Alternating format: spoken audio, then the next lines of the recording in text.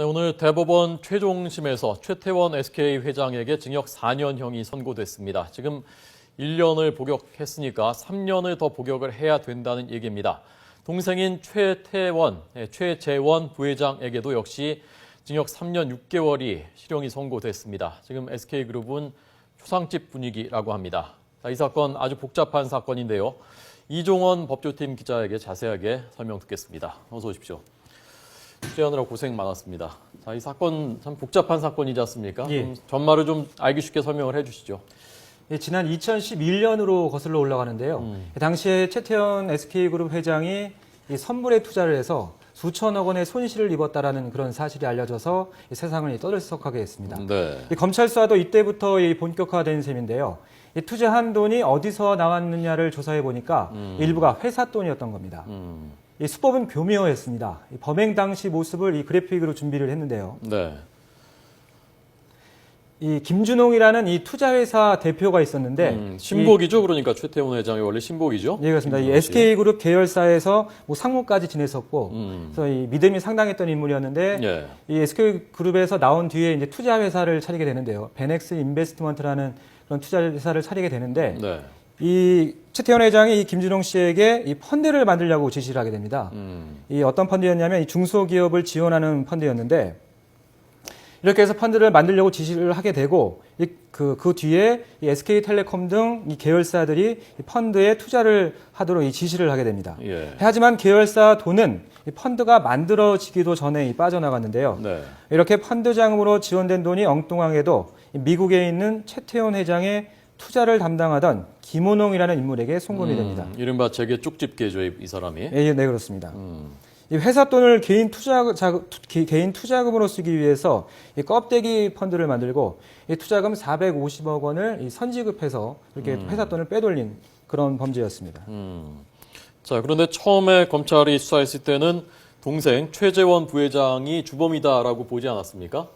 네, 그렇습니다. 이 검찰이 기소 당시에 동생인 최재원 부회장은 구속 기소하면서 이 최태원 회장은 이 불구속 상태에서 재판에 넘겼는데요. 네. 이 검찰 수사 당시부터 일관되게 이 최재원 부회장이 횡령을 주도했다라고 진술을 했기 때문입니다.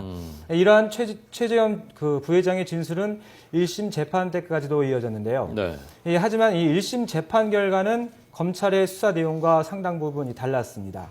이 주범이라고 주장했던 이 최재원 부회장에게는 무죄가 내려졌고요. 이 형인 최태원 회장에게만 이 유죄가 인정돼서 징역 4년이 선고됐습니다. 예. 1심과 2심 당시의 그 형량 변화를 좀 표를 보실 수가 있는데요.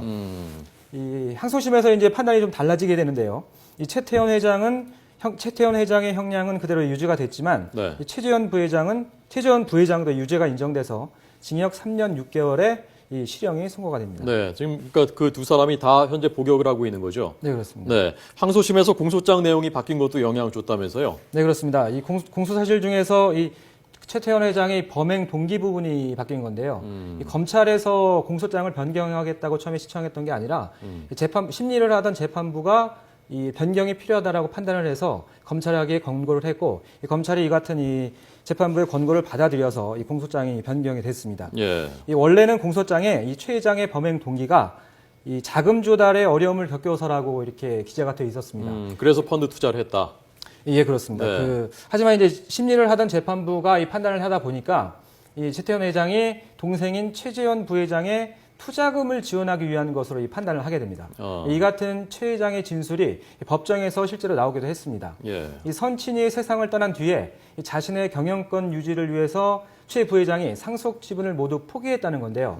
그래서 늘 동생에게 미안한 마음이 있었고 이에 대한 보상을 해주고 싶었다는 게 최태원 회장의 그 진술 내용이었습니다. 네. 이번 범행도 동생의 투자금 마련 과정에서 저질러졌고 이러한 정황과 관계자 진술 등 고려할 때 이 최태원 회장뿐 아니라 최재원 부회장도 이 범죄 사실을 몰랐을 리 없다는 게 재판부의 판단이었습니다. 예. 그러니까 결과적으로 그 진술을 한 것이 오히려 동생까지 같이 구속돼서 유죄 판결을 받게 하는 그 영향을 미쳤군요. 자, 이 사건의 지금 핵심적인 인물이 아까 그 재계 족집게라는 무속인이라는 김원홍 씨지 않습니까? 뭐 어떨 때는 정확하게 액수까지만 이렇게 맞추고 그랬다는 소문이 돌았다고 하는데요. 이 김원홍 씨는 지금 어떻게 된 겁니까?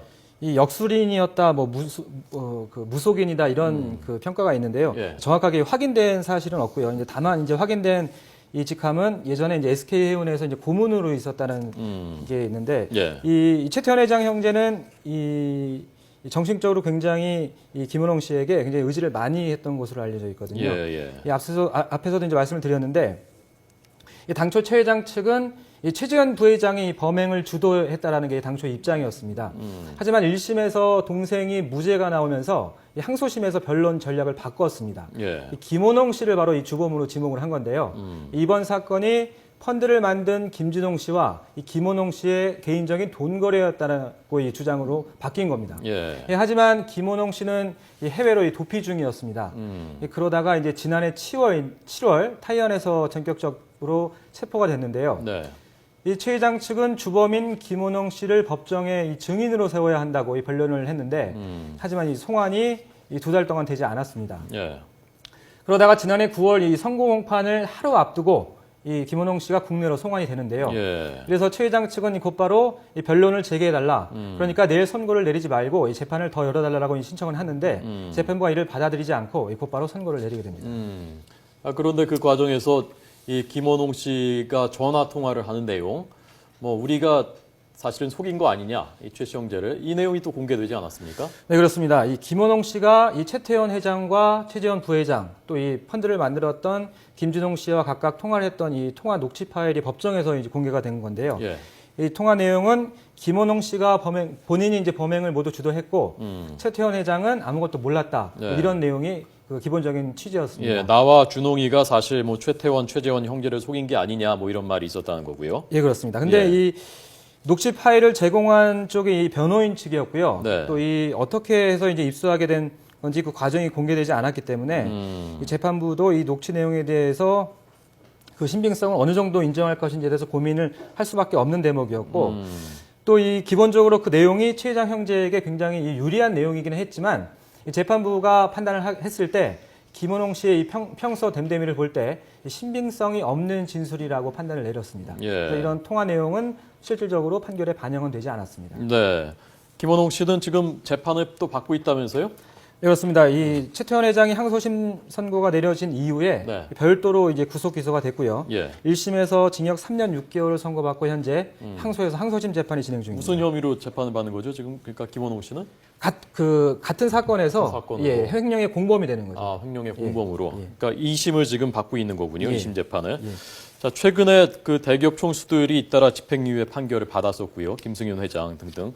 오늘 사건은 또 그래서 아마 더 좀 촉각을 곤두세웠던 측면이 있는데 대법원이 오늘 2심을 그대로 인정한 이 실형 선고한 것은 어떤 의미라고 현장에서 해석됐습니까?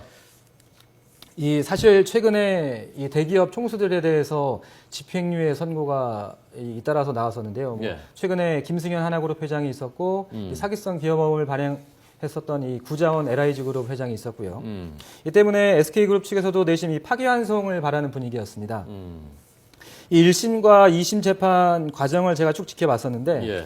이 최 회장 재판이 열리는 날이면 이 SK 관계자로 추정되는 이 사람들이 아침부터 이 법정에서 길게 줄을 서는 모습을 볼 수 있었거든요. 그렇겠죠. 예. 근데 오늘 대법원 선고 때도 마찬가지였습니다. 아, 이 실형이 확정된 이후에 네. 이 실망하는 모습이 역력했었는데 일단 대법원의 판단은 명료했습니다. 예. 이 지난 2009년에 마련된 이 양형 기준대로 선고가 내려졌다는 입장입니다. 이 기업 범죄에 대한 엄단 의지를 다시 확인한 것으로 그렇게 그 정리할 수 있겠고요. 네. 또 이 경제에 미치는 영향 등이 가끔 이 판결에 반영이 되곤 했었는데 예. 이러한 것들이 양형 요소에 반영하는 것은 이 반대한다. 그런 입장을 다시 한번 강조하기도 했습니다. 네. 자, 최태원 회장이 1년 남짓을 지금 복역했으니까 앞으로 3년 형기가 남은 거고요. 최재원 부회장도 그 정도 남은 거죠, 그러니까? 3년 6개월을 선고받고 지난해 9월 법정 구속됐으니까요. 네. 한 6개월 정도를 살았으니까 앞으로 한 3년 정도 더 살아야 되는 그런 상황입니다. 예, 알겠습니다. 자, 이 사건 취재한 사회부 법조팀 이종원 기자에게 들었습니다. 고맙습니다.